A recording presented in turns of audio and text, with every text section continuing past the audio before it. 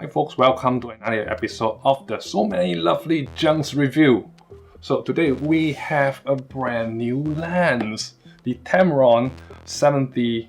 It just launched quite recently, and unfortunately in Singapore, it's like very few shops carrying it in right now because due to the COVID situation.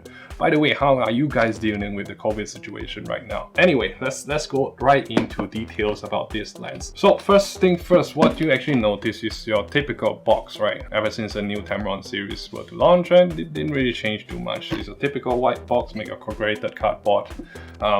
Do not want to stylish it too much. Just remember to keep the box for warranty purposes and if you're ever going to resell the lens. Yeah. So 3 years warranty for the Tamron. Just remember to do registration up. You do not scan my QR code. But yeah, this is for my Sony mirrorless, my Alpha 7 Mark III. So since I already had the opportunity to open it just a couple of minutes ago, I received this a couple of minutes ago as well. So here is the lens. It's pretty heavy, trust me, it's really quite heavy. So if you intend to use the lens on electronic gimbal, I would not suggest to do so, unless perhaps you're using a very strong one, or maybe you can try it on the Zhiyun Crane 3, you know. But for the Webuild Up and the Webuild S, I don't think it'll take the load. It's definitely freaking heavy. This is approximately, did they say how much is it? This lens feels exactly the same build quality as the 2875 Tamron F2.8.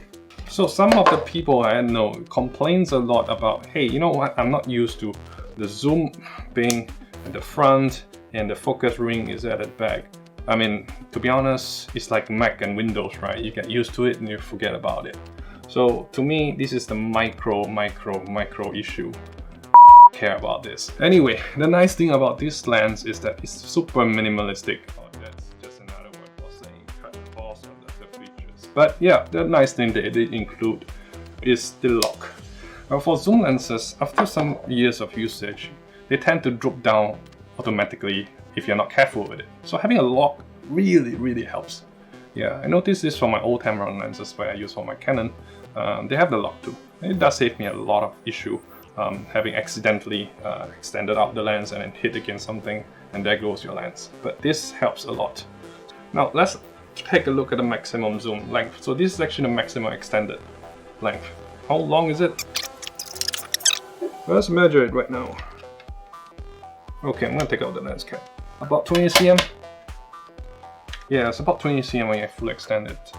If you're gonna put in a filter, probably around 21 at most. This is relatively very short and compact for telephoto zoom lenses. If you compare it to the G Master or your f4 70-200, it's going to be like this. It's 1.5 times to 2 times the length and the weight. So yeah, build quality wise, I'm perfectly satisfied with this. Tamron lenses tend to be designed in Japan, as they've written here. A big white contrasting word says designed in Japan, but where is it? There we go. Then there's a mini little grey word that says made in Vietnam. But the lens hood of this is made in Philippines. To be honest, Tamron, I think they did quite a good quality checks on their stuff. So quality wise, I don't care what country you make in. As long as there's good QC of the material, that's all that really matters. The lens diameter, if you're concerned for filters and whatnot, right? This is 67 mm. diameter.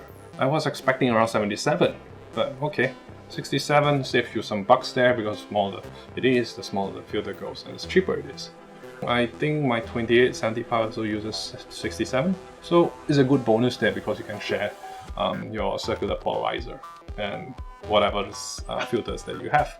First look and feel, definitely satisfying, nice, I love it.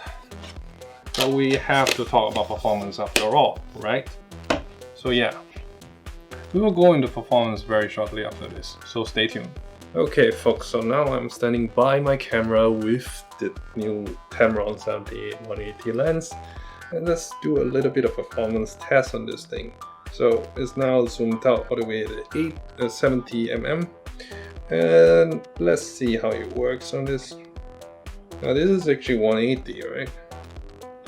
So I'm going to do a bit of a zoom test to see how it performs, how quick it performs on switching focus.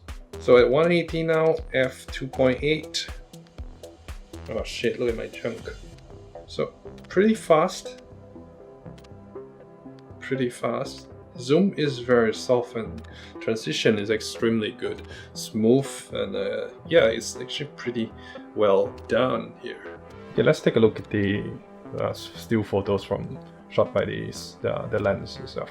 This is shot in 180. Let's take a look at this.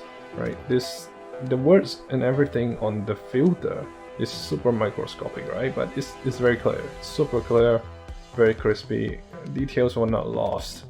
There's no weird thing about it. To be honest, when you shot this without the RAW, you kind of see a little bit of a chromatic aberration, but this was done after post-process, so it's actually pretty good. Now the next image actually was shot in the block opposite of my house.